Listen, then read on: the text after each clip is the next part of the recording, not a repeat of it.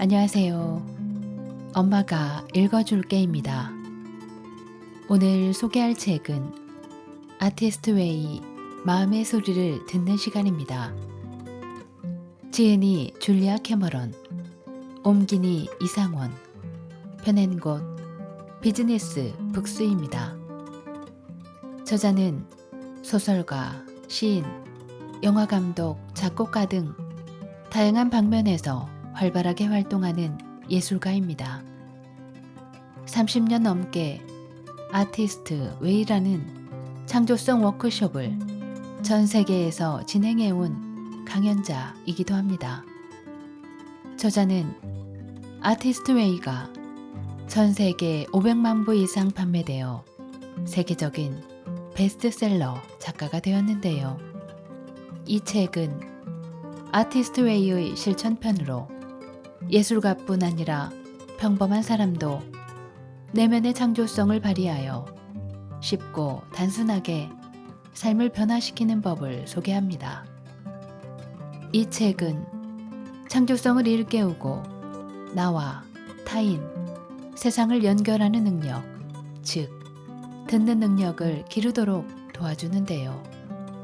필요한 기본 도구는 모닝 페이지, 아티스트 데이트, 걷기라고 말합니다. 듣고 생각하고 쓰고 행동하는 6주간의 듣기 클래스로 구성이 되어 있는데요. 내 안과 밖의 모든 소리에 집중하는 법을 알려줍니다. 그럼 책 속으로 들어가 보겠습니다. 구독, 좋아요, 알림 설정은 저에게 힘이 됩니다. 나는 매일 모닝 페이지로 하루를 시작한다. 일어나자마자 기지개를 켜거나 스트레칭을 하듯 나의 마음과 정신을 깨우고 집중하는 시간을 갖는 것이다. 그렇다면 모닝 페이지는 무엇이고 어떻게 하는 것인지 살펴보자. 1. 내 마음에 귀 기울이기 모닝 페이지. 모닝 페이지는 매일 잠에서 깨자마자 의식의 흐름을 종이 3장에 기록하는 것이다. 나를 포함해 많은 이가 수십 년 동안 모닝 페이지를 쓰면서 이것이 최고의 듣기 방법임을 알게 되었다. 무엇을 써도 좋다. 고양이 배변 패드 사는 걸 잊어버렸다. 언니한테 전화해야 했는데 깜빡했다. 차 안에서 이상한 소리가 나고 있다. 제프가 내 사업 구상으로 대출받은 것이 정말 싫다. 난 지쳤고 잔뜩 짜증이 났다. 잘못된 방향은 없다. 아주 사소한 것부터 심오한 것까지 다채로운 내용이 나올 수 있다. 모닝 페이지는 의식의 구석구석을 쓸어주는 작은 먼지솔과 같다. 내가 좋아하는 것, 내가 좋아하지 않는 것, 내가 원하는 것, 내가 별로 원하지 않는 것 등을 상세하게 알려준다. 그리고 모닝 페이지는 내밀하다. 우리가 정말로 어떻게 느끼는지 보여준다. 예를 들면 괜찮다 라는 말이 무슨 뜻인지 생각하게 한다. 괜찮다 라는 건 썩 좋지는 않다 라는 걸까? 아니면 좋다라는 걸까? 모닝 페이지는 오로지 나 혼자 읽기 위해 쓰는 것이다. 개인을 위한 기록일 뿐 그 누구에게도 보여줄 글이 아니다. 모닝 페이지는 컴퓨터가 아닌 손글씨로 쓴다. 손글씨는 수공예의 삶으로 우리를 인도한다. 컴퓨터로 쓰면 속도가 빠르겠지만 모닝 페이지가 추구하는 것은 속도가 아니다. 깊이와 개성을 추구한다. 내가 무엇을 어떻게 왜 느끼는지 정확히 기록하고자 한다. 한편 모닝 페이지는 막연한 부정적인 감정을 해부한다. 내가 정말로 생각하는 것이 무엇인지 알게 되고 놀라기도 한다. 어느 날은 이 일을 그만둬야겠어 라는 중얼거림이 나올 수도 있다. 혹은 내 연애에는 떨림이 더 필요해 라고 말할지도 모른다. 이렇게 모닝 페이지를 통해 우리는 행동으로 나아간다. 예전에는 좋아 보이던 것이 더 이상 그렇지 않고 자신이 더 나은 것을 누릴 자격이 있다고 확신하게 된다. 그리고 앞으로 나아가는 걸 가로막았던 나태함, 이미 마음이 떠난 것에 여전히 머무르려는 경향이 자신에게 있었음을 알게 된다. 모닝 페이지는 명상의 한 형태다. 의식 속을 오가는 생각 구름을 기록하기 때문이다. 하지만 우리를 행동으로 이끈다는 면에서 다른 명상과 차이가 난다. 걱정을 날려버리는 데 그치는 명상이 아닌 것이다. 우리는 걱정을 기록하고 그 과정에서 이걸 어떻게 해야 할 것인가 라는 질문과 정면으로 마주한다. 모닝 페이지는 우리를 행동하게 만들고 위험을 감수하게 한다. 모닝 페이지가 제안한 행동을 보고 처음에는 저건 할 수 없어라고 생각할 수도 있다. 하지만 모닝 페이지는 끈질기게 설득한다.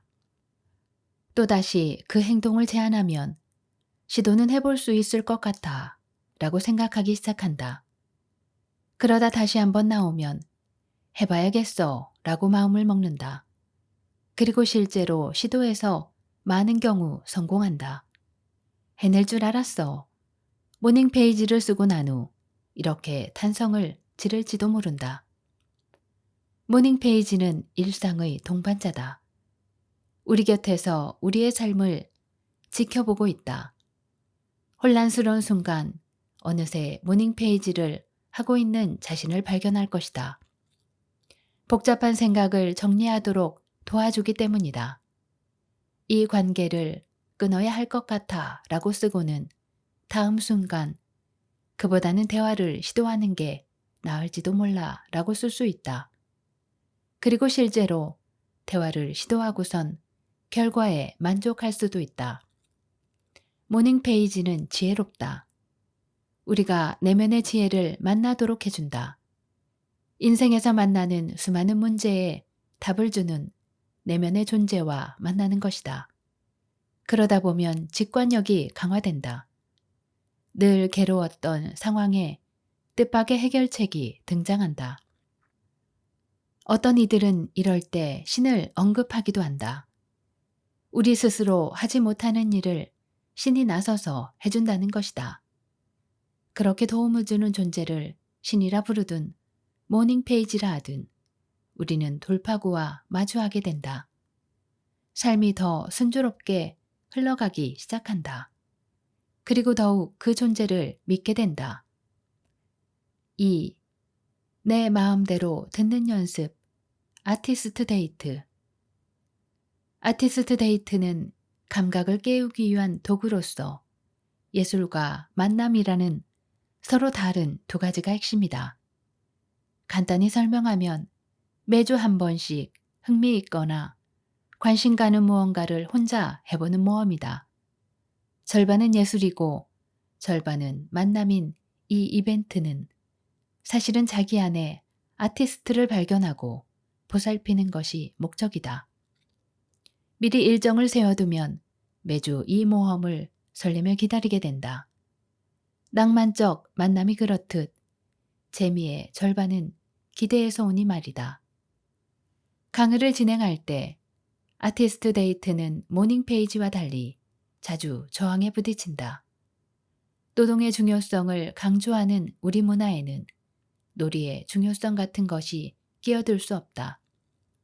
모닝 페이지를 소개할 때 훌륭한 방법이긴 하지만 아침에 45분 일찍 일어나라니 악몽이 아닐 수 없지요 라고 말해도 사람들은 그 유용성을 믿고 기꺼이 시작한다. 반면 아티스트 데이트를 소개하며 마음을 끄는 무언가를 매주 한두 시간 동안 해보세요. 쉽게 말해서 놀아보라는 겁니다. 라고 말하면 곧 저항하는 눈빛들을 보게 된다. 노는 데서 뭐 좋은 게 나올 수 있다는 말인가? 창조성을 키우려면 노력해야 하는 게 아닌가? 놀면 아이디어가 나온다는 말이 무슨 뜻인지 사람들은 잘 이해하지 못한다. 미리 계획해서 놀아야 한다는 것을 받아들이기는 사실 놀랄 만큼 어렵다. 대체 뭘 해야 할지 모르겠다는 하소연이 여기저기서 나오곤 한다. 이런 하소연은 하고 싶은 놀이의 부재에서 온다. 너무 진지한 것이 문제다. 누가 봐도 완벽한 아티스트 데이트를 찾아내야 한다고 생각하는 것이다. 말도 안 되는 기대다. 그럴 때 나는 아티스트 데이트 방법 5가지를 머리에 떠오르는 대로 휘갈겨 써보라고 권한다. 도무지 5가지가 떠오르지 않는다면 이런 방법도 있다. 바로 어린아이가 되어 생각하는 것이다. 아이들이 좋아할 것 같은 5가지를 꼽아보면 된다. 어찌어찌 다음과 같은 목록이 만들어졌다고 하자. 1. 서점에 간다. 2. 놀이공원에 간다. 3. 미술용품 가게에 간다. 4. 영화관에 간다. 5. 동물원에 간다. 이렇게 5가지가 나왔다면 5가지를 더 생각한다. 그러면 처음보다는 덜 힘들게 5개를 추가할 수 있다. 6. 박물관에 간다. 7. 식물원에 간다. 8. 옷가게에 간다. 9. 음반 가게에 간다. 10.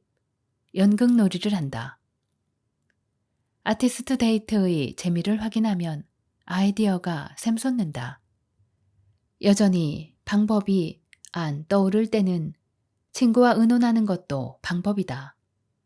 친구가 미술관 가기를 제안할 수 있다. 혹은 내 친구가 그랬듯 골동품 가게 가기를 생각해낼 수도 있다. 아티스트 데이트 목록은 순전히 즐거움을 위한 것이다. 진지함은 필요 없다.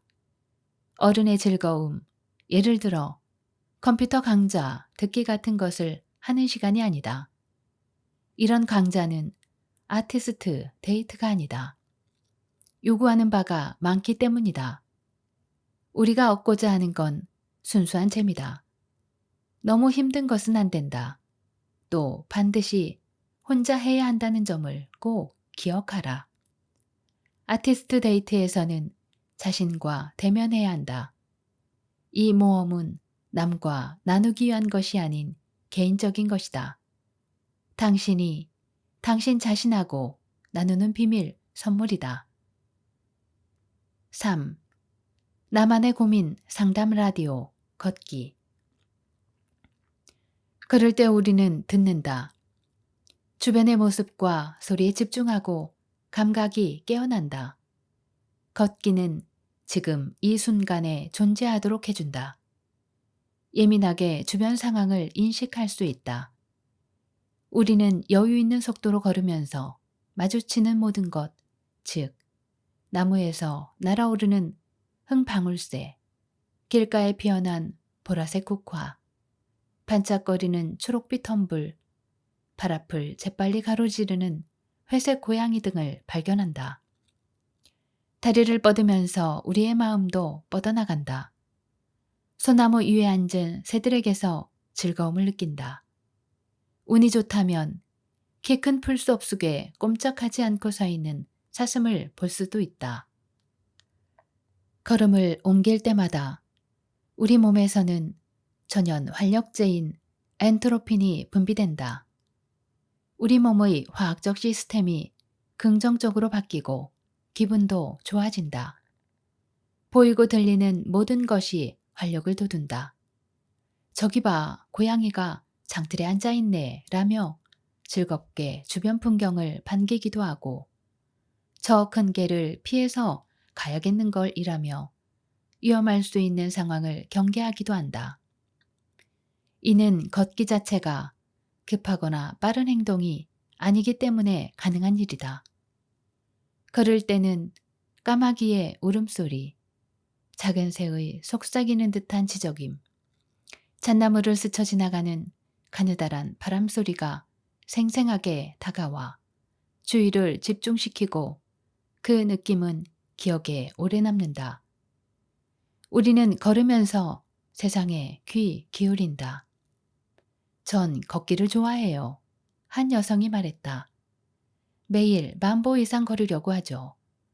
걸음수를 기록하며 걷는 것은 성취감을 준다. 들리는 소리 하나하나, 내딛는 걸음 하나하나를 기억하면서 우리는 세상이 친절하다는 걸 알게 된다.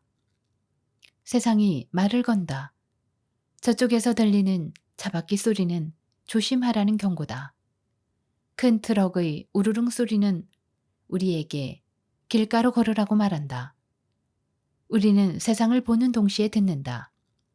소리가 모습보다 먼저 다가오는 일도 많다.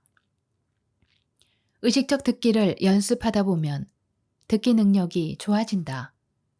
주변의 소리에 주파수가 맞춰지고 점점 더 많은 소리를 구분하게 된다.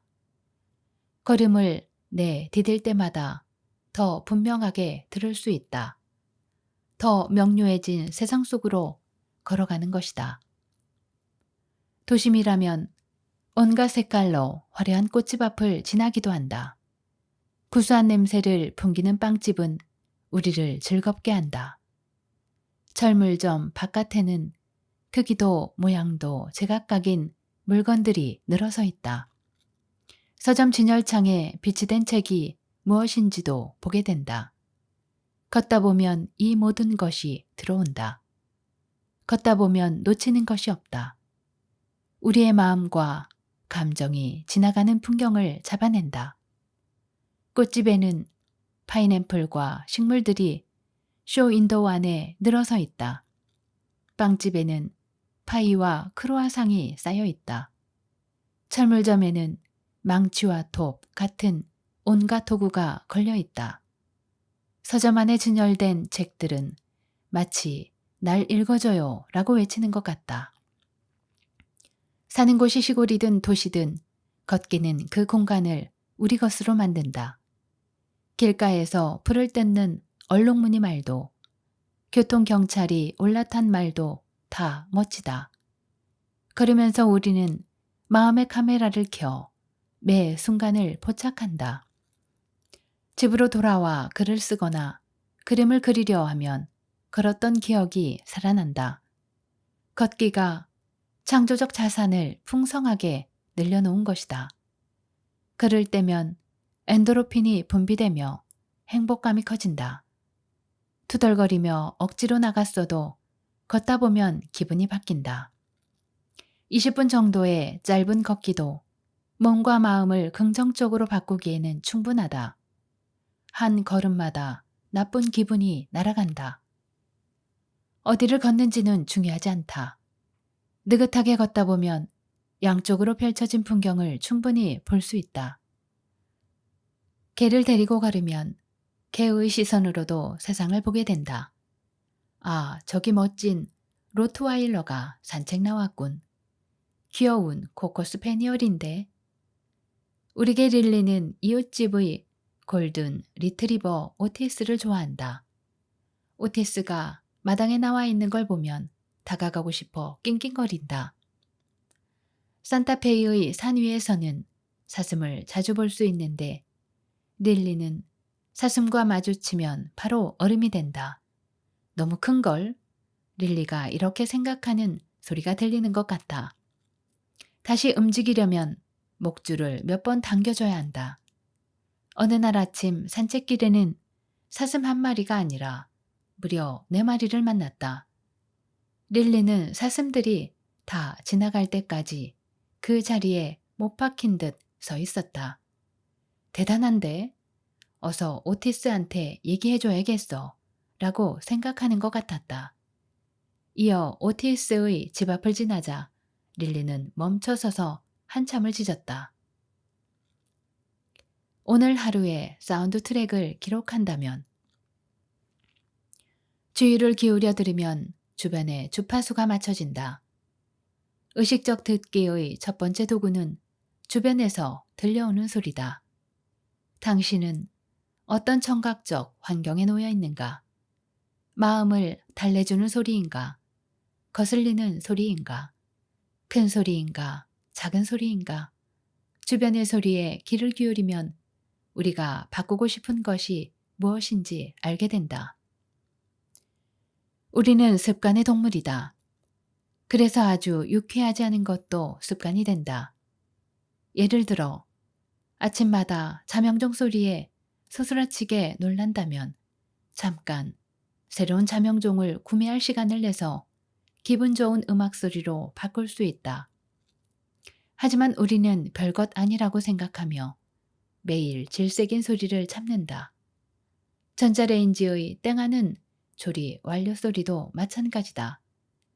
거슬리는 소리지만 알림음일 뿐이니 괜찮다고 여긴다. 이런 식이다.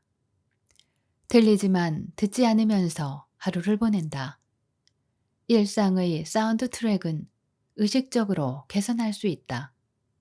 약간 돈을 들여 듣기 좋은 자명동 시계를 사면 매일 아침 더 즐거운 세상에서 깨어날 수 있듯이 말이다. 하루 동안 여러 가지 소리를 들으면서 지금 이 소리는 듣기 좋은가? 라는 질문을 던져보자. 아니라는 답이 나오는 경우가 놀라울 정도로 많을 것이다.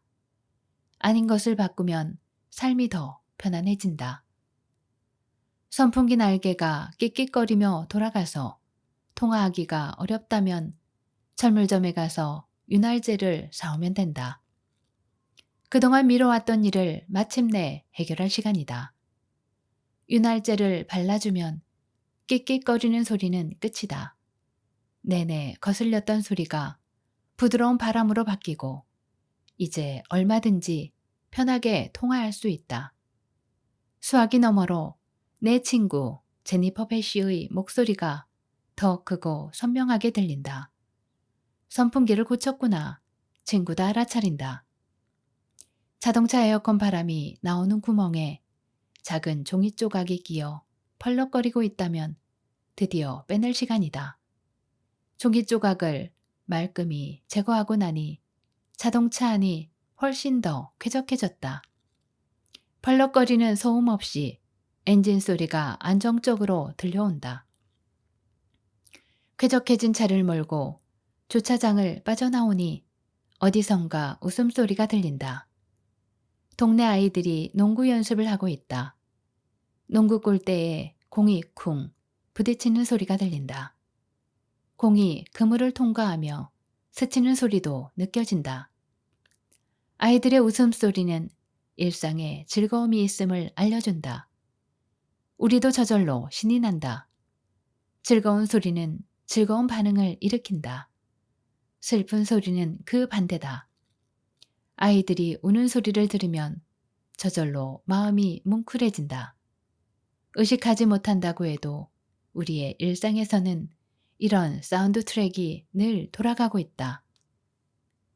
직장까지 운전해 가는데 성급한 운전자들의 경적에 신경이 거슬린다.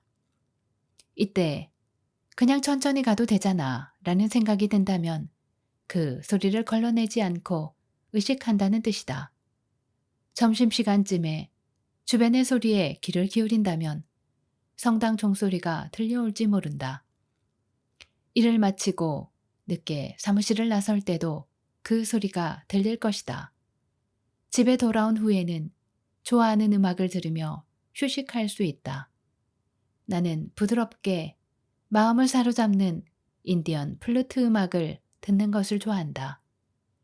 자주 듣는 음반은 마이클 호페가 작곡하고 플루티스트 팀 위터가 연주하는 동경이다. 다정한 소리는 삶을 다정하게 만든다. 다정한 소리가 마음을 달래주면서 사람도 다정해진다.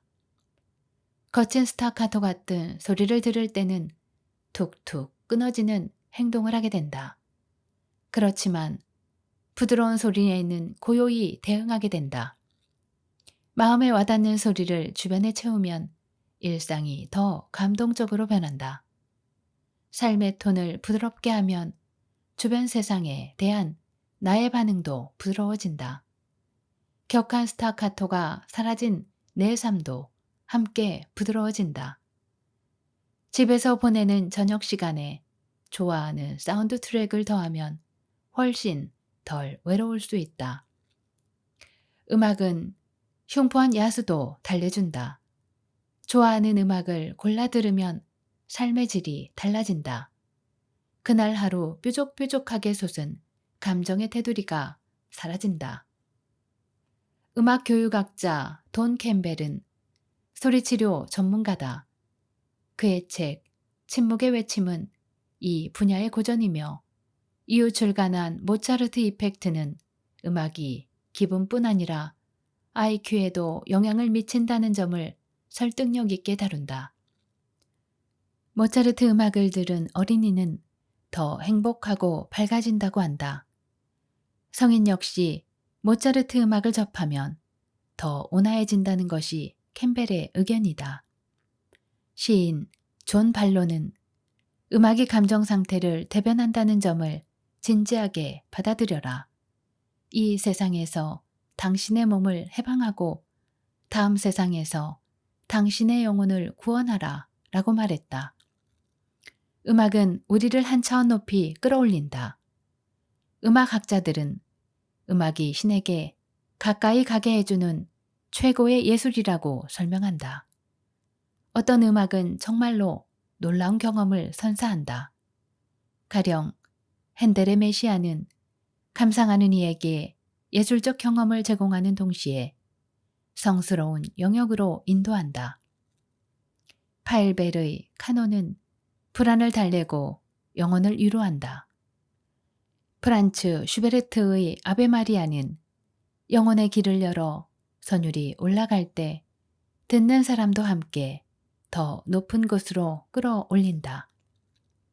의식적 듣기의 과정에서 음악은 필수적인 동반자다. 음악의 영향력을 인식하게 되었다면 스스로 즐거운 듣기 프로그램을 만들 수 있다. 소리의 효과에 주의를 기울이며 기분에 맞는 음악을 선택하는 것이다. 예를 들어 드럼 연주는 성스러움에 다가서게 하는 여행의 음악이라 할 수 있다. 미키 하트와 타로 하트의 다시 태어나게 하는 음악은 우리를 자극하고 에너지를 높였다가 다시금 고요히 가라앉게 한다. 플루트 음악은 외로울 때 친구가 된다. 데이비드 달링과 민속 플루트 앙상블이 만든 음반 제레의 언덕에는 마음을 빼앗는 선율이 가득하다. 교향악의 웅장한 연주는 또 어떤가?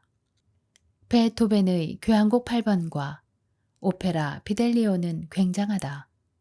바흐의 골드베르크 변주곡이 펼치는 빈틈없는 멜로디는 우리의 마음을 일깨운다. 우리는 들으면서 동시에 배운다. 귀 기울여 들을 때 우리는 지금 이 순간에 존재한다. 우리는 음표 하나하나가 진행되는 순간에 집중한다. 수많은 스승이 한결같이 현재의 머무름의 중요성을 말했다. 틱낫카는 매 순간에 집중하는 것이 얼마나 큰 유익을 가져오는지 설파했다. 틱나타는 마음챙김이라는 불교 용어로 말했지만 나는 더 일반적인 표현으로 마음 느낌이라고 하고 싶다. 매 순간이 열리는데 귀를 기울이면 저절로 마음에도 귀 기울이게 된다. 모든 판단을 배제하고 내면으로부터 들리는 소리를 듣는 것이다. 틱나타는 차 한 잔의 좋음에 마음을 기울이며 마시는 사례를 든다. 아마도 우리는 그럴 때 감사한 마음을 느낄 것이다. 좋은 차를 좋은 마음으로 마시며 우리는 그 순간에 존재한다. 허둥대며 사는 사람들이 너무 많다. 그들은 이 일에서 저 일로 뛰어다니며 속도가 생명이라고 믿는다. 하지만 정말 그런가? 속도를 늦추면 훨씬 편안한 리듬으로 삶이 이어진다. 자신이 생각하는 소리가 들린다. 우리는 우리 삶의 소리에 귀를 기울여야 한다. 그래야 삶이 더 편안하고 생생해진다. 나를 바꾸는 듣기 연습. 하루 동안의 사운드 트랙을 기록해 보세요. 시작은 알림 소리가 되겠죠. 이 소리는 즐거운가, 기분이 나쁜가? 라고 물어보세요. 커피가 준비되었음을 알려주는 타이머, 아침 식사가 다 되어졌다는 전자레인지의 신호음에도 귀를 기울여 보세요. 아침의 소리는 어떤 느낌인가요? 출근길의 지하철 소리는 어떤가요? 운전해서 간다면 경적 소리가 요란하지는 않은지 귀 기울여 보세요. 덜 복잡한 다른 길로 갈 수는 없을까? 질문해 보세요. 출근길에 들리는 소리를 기록해 보세요. 매일 점심을 해결하는 식당에선 어떤 소리가 들리나요? 와글와글 번잡하다면 조금 더 조용한 곳은 없을지 적어보세요. 이렇게 하루 동안 들리는 소리와 그에 대한 당신의 반응을 차례로 기록합니다. 하루가 끝나면 발견한 것들을 정리해 보세요. 듣는 경험을 더 좋게 만들기 위해 어떤 변화가 필요할까요? 당신의 두 귀를 제대로 보살펴줘야 한다는 걸 기억하며 필요한 변화를 적어보세요. 타인의 통찰이 나의 영감이 된다. 의식적 듣기의 두 번째 도구는 다른 이들에게 귀를 기울이는 것, 그들의 표현과 의도를 받아들이면서 진짜로 말하고자 하는 말을 수용하는 것이다. 온전히 들으려면 감정을, 즉 말의 어투와 높낮이를 파악해야 한다고들 한다. 말하는 사람의 기분을 고려해 말의 내용을 정확히 해석하라는 말이다. 예를 들어 괜찮아요 라는 말은 진심일 수도 냉소일 수도 있다. 어투는 단어들만큼이나 많은 정보를 전달한다. 어떤 괜찮아요는 전혀 잘 지내지 못한다는 의미일지 모른다. 그 해석은 듣는 이에게 달려있다. 건강 상태를 설명할 때도 괜찮아요 라는 말은 정확히 그 뜻일 수도 반대의 뜻일 수도 있다. 정확히 해석하려면 직감에 의존해야 할 때도 많다. 듣기에는 내적 듣기와 외적 듣기, 즉 자신을 듣는 것과 타인을 듣는 것 두 가지가 있다. 진정한 대화에는 이 두 가지 듣기가 다 필요하다. 거짓말을 하고 싶지 않은 상대는 훨씬 복잡한 감정들을 얼버무리는지도 모른다. 이때 괜찮아요 라는 말은 그저 사회적인 표현일 뿐이다. 더 깊이 들어가는 것은 듣는 이의 몫이다. 이럴 때는 정말 괜찮아 라는 부드러운 질문이 설명과 발견으로 이어질 수 있다. 말하는 이가 서글프게 실은 괜찮지 않다고 괜찮기는커녕 힘겨운 감정에 사로잡혀 있다고 말할지 모른다. 이렇게 상대의 어투에 집중함으로써 솔직함을 끌어낼 수 있다. 주의 깊게 들을 때 진정한 친밀감이 생겨나기 시작한다. 전투적인 어투가 아닌 배려심 깊은 어투로 묻고 상대의 생각을 진심으로 알고 싶다는 표현을 하게 된다. 이런 태도는 상대의 마음을 열고 진정한 대화로 이끈다. 내가 집중하면 상대도 집중한다. 상대를 온전히 들어주면 상대도 나를 들어준다. 이렇게 집중해서 들을 때 우리는 더욱 솔직하고 친밀해지고 그런 만큼 상대를 새롭게 발견하게 된다. 듣기는 귀를 여는 것만으로는 되지 않는다. 상대가 말하는 단어를 들으면서 어투에 집중하고 단어 아래에 숨은 의도를 잡아내야 한다. 직관을 활용해서 단어 이면의 훨씬 복잡한 메시지를 찾아내는 것이다. 예를 들어 건강 문제를 얘기한다고 해보자. 별 문제 없어요 라고 상대가 말했다고 해도 그 어투는 무수한 가능성을 포함하고 있다. 그 중에는 문제가 있다도 있다. 머리가 아닌 가슴으로 들으면 상대의 진심을 파악할 수 있다. 가슴으로 들으면서 우리는 공감을 연습한다. 진정한 이해의 비밀 재료인 공감 말이다. 때로는 몸짓이 가장 명백한 말을 전하기도 한다. 사용된 단어가 무엇이든 그 상황에서 전혀 다른 내용을 잡아낼 수 있다. 괜찮아요 라고 말하지만 어깨가 축 처져 있다면 슬프다는 의미다. 팔짱 낀 자세는 말로는 아니라고 해도 마음이 닫혀 있음을 드러낸다. 투쟁 혹은 도피를 의미하는 자세나 행동도 진짜 감정을 전달해준다. 상대의 음성 언어와 함께 몸짓 언어까지 들으면 진실을 파악할 수 있고 표면적 언어에 휘둘리지 않게 된다. 상대의 몸 전체에 귀를 기울이면 내 몸 전체가 신호를 받는다. 표현 못하는 분노는 위장을 뒤틀고 두려움은 가슴을 조인다. 말하지 못한 고통은 목이 메이게 한다. 우리의 몸은 그런 신호들을 수신하는 안테나가 된다. 듣는 것은 양방향 도로와 같다. 내가 집중해서 들으면 상대도 집중해서 들어준다. 이런 의식적 듣기를 추구하다 보면 사람들과 더 깊이 교류하게 된다. 관계가 그저 표면에 머무르지 않고 우리는 더 진실한 자신이 되며 상대 역시 그렇게 된다. 침묵, 그리고 조용한 격려로 지금 상대에게 집중하고 있다는 신호를 보내보자. 혹시 내가 말을 하지 않으면 상대도 입을 다물까? 그렇지 않다. 무엇이든 들어주겠다는 태도는 오히려 상대의 마음을 더 열어준다.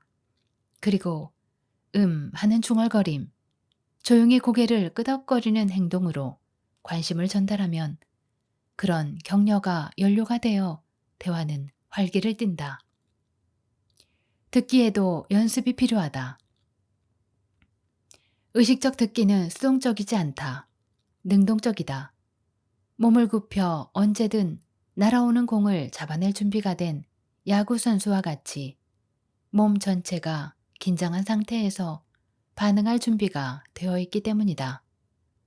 상대가 먼저 공을 던지도록 해보자. 상대의 속도를 따라갈 뿐 먼저 가려 하지 않는 것이 잘 듣는 길이다. 이런 집중은 상대를 격려하고 상대는 점점 더 깊이 자기를 드러낸다.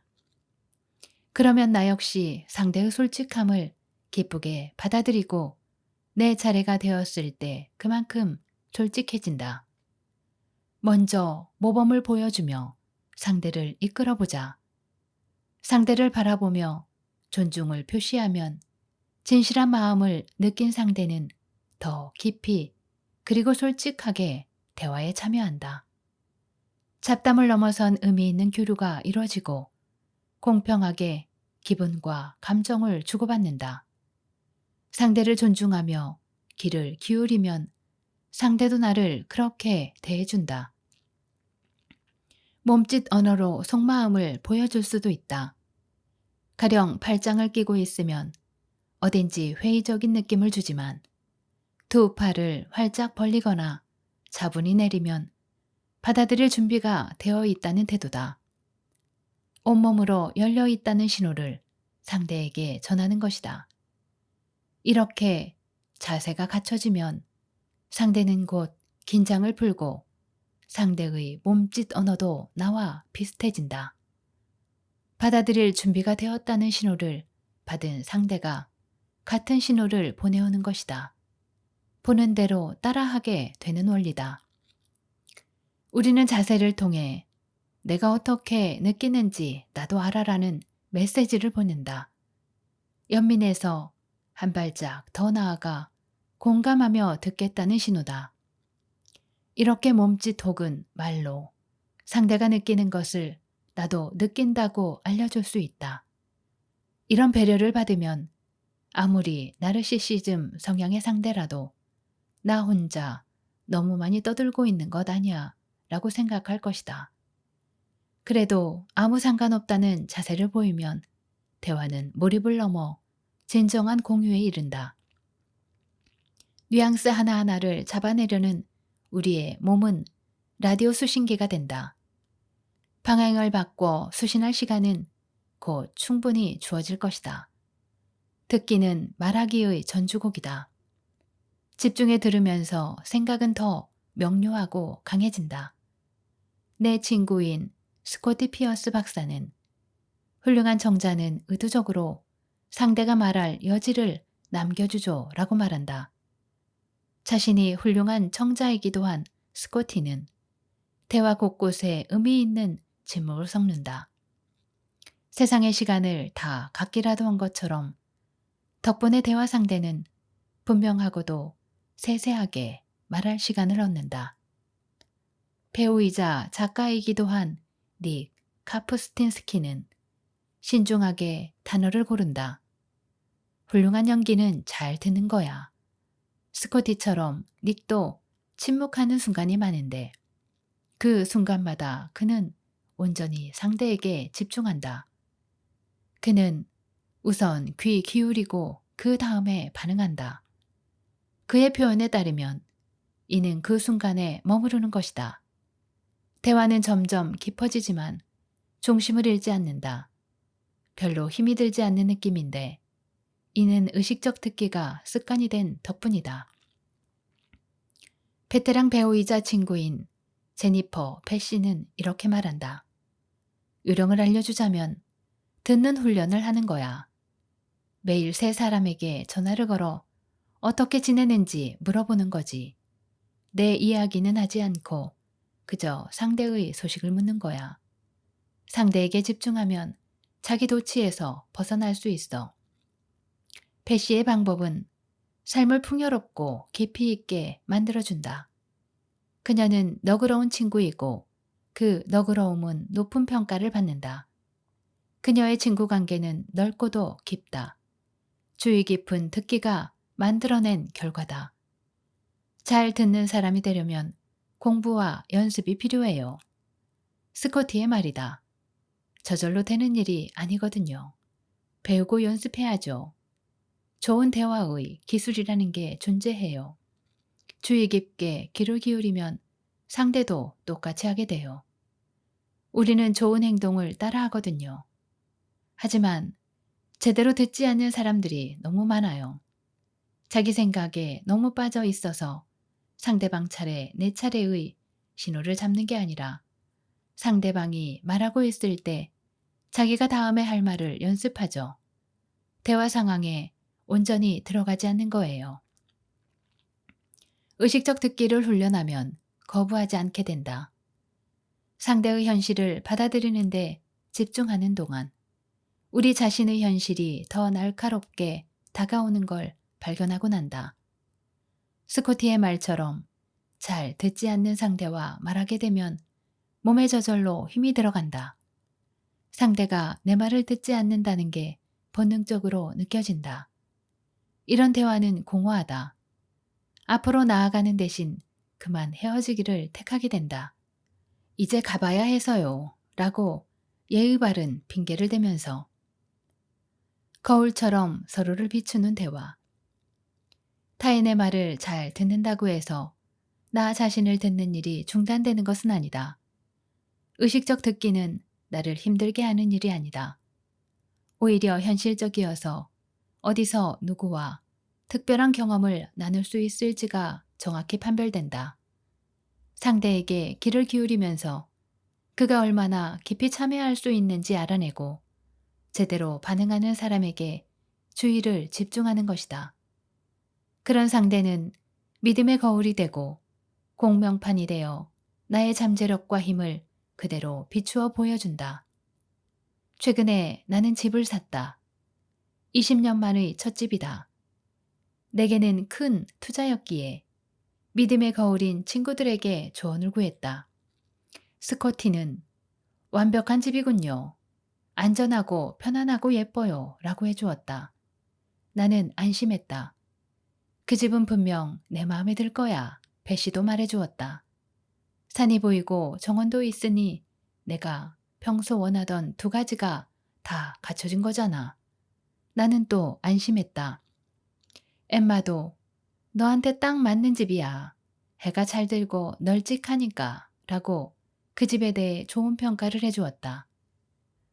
믿음의 거울들이 해준 말을 듣고 나는 불안감을 내려놓았다. 그리고 그 집을 샀다. 그들의 말을 통해 확신을 얻은 것이다. 내 믿음의 거울들은 나를 잘 안다. 그리고 집을 사는 것이 내게 좋다고 생각해서 내가 집을 가질 때가 되었다고, 좋아하는 집에서 안정적으로 살 자격이 충분하다고 말해주었다. 집을 사면서 나는 믿음의 거울들 뿐 아니라 나 자신에게도 귀를 기울였다. 친구인 제라드 해킷은 집을 사는 과정에서 동행해주면서 정말 좋은 집이라고 말했다. 내 세무사이자 또 다른 믿음의 거울인 스콧 베르쿠도 나의 결정을 지지했다. 믿음의 거울들로부터 격려를 받으며 나는 그 낙관적인 의견들이 내게 와 닿는다고 느꼈다. 나 역시 마음에 꼭 드는 그 집을 살 수 있다고, 사야만 한다고 믿게 되었다. 믿음의 거울들에게 귀 기울이면서 나 자신에게도 귀를 기울였던 것이다. 믿음의 거울들은 오랜 시간에 걸쳐 자신을 증명했다. 제러드는 50년이 넘는 세월 동안 가까이 지내는 귀중한 친구다. 신중하고 침착한 그는 아무리 극적인 이야기라고 해도 주의 깊게 듣고 핵심을 짚어준다. 듣기를 오래 연마해온 사람답게 무엇이든 귀 기울여 듣고 내 입장이 되어본 후 부드럽게 내 불안을 해소해준다. 그는 절대로 패닉에 빠지지 않는다. 나는 강의를 할 때마다 내 믿음의 거울들에 대해, 특히 제러드에 대해 말하곤 한다. 하지만 저한테 제러드 같은 존재가 없으면 어쩌죠? 이렇게 물어오는 사람도 있다. 그러면 나는 설명한다. 친구들에게 집중해서 잘 듣다 보면 그들이 어떤 유형의 사람인지 선별 과정이 진행된다고. 그러다 보면 남들보다 더 믿음직한 존재들이 드러나기 마련이라고. 그중 가장 믿음직한 사람이 당신의 제러드가 될 것이라고 말이다. 자신을 깊이 들으면서 남들을 깊이 듣는 일은 균형 상태를 만든다. 이 균형점이 지혜의 시작이다. 시간이 흐르면 저절로 균형이 맞춰진다. 의식적으로 듣는 연습을 하면서 듣는 것이 듣지 않는 것보다 훨씬 더 만족스럽고 즐겁다는 점을 깨닫게 된다. 내가 들으면 상대도 들어준다. 성공적 대화의 핵심은 상호성이다. 한 사람이 말을 독점하면 대화는 망가진다. 상대가 한 번, 내가 한 번이라는 리듬을 지켜야 한다. 이는 춤추는 것과 비슷하다. 좋은 대화는 기회를 배우는 것이다. 한쪽이 온전히 나누고 다른 쪽은 새로운 아이디어를 받아들인다. 이 흐름을 충분히 느끼고 반응하며 언제 자신이 말할 차례인지 신호를 기다려야 한다. 성급하게 뛰어들어 흐름을 끊어서는 안 된다. 상대의 말을 가로막고 끼어들면 귀중한 배움의 기회를 잃게 된다. 방해받지 않았다면 상대는 당신이 한 번도 들어보지 못한 새롭고 놀라운 정보를 내놓을 수 있었을지 모른다. 새로운 생각에 귀한 마음을 열 때 저렇게는 한 번도 생각해 보지 못했는 걸 이라는 깨달음을 얻을 수 있다. 잘 듣는 법을 배우면서 동시에 배움에 귀 기울이는 것이다. 인내를 연습하며 상대가 충분히 아이디어를 펼치도록 해주자. 끼어들고 싶은衝동이 생길 때면 방해받지 않은 생각의 흐름이 얼마나 가치 있는지 상기하며 충동을 이겨내자. 상대는 우리가 집중하는 모습에 처음에는 놀라고 이어 즐거워할 것이다. 그렇게 상대는 생각의 흐름을 풀어내면서 새로운 생각을 발견하고 이로써 대화하는 사람 모두가 배우게 될 것이다. 상대에게 온전히 집중하려면 인내가 필요하다. 때로 그들의 생각은 복잡하고 미묘해서 집중하기 어렵다. 그럴수록 마음을 다해 집중해서 들어야 한다. 그런 마음이 조금이라도 부족하면 제대로 된 듣기가 이루어지지 않는다.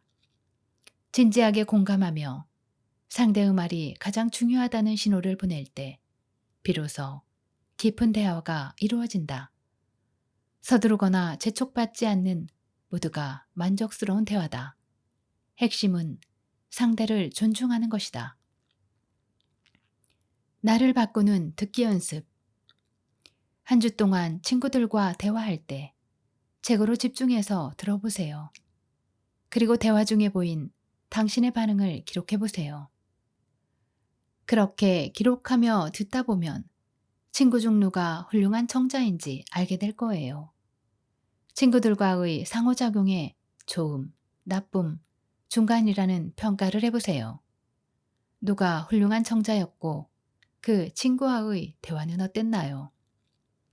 이것은 믿음의 거울, 즉, 당신의 강점과 가능성을 보여줄 친구를 찾는 과정입니다. 누가 낙관적 감정을 불러일으키는지 확인해 보세요. 그 사람이 당신에게 가장 중요한 존재입니다. 지금까지 아티스트 웨이, 마음의 소리를 듣는 시간이었습니다. 시청해 주셔서 감사합니다.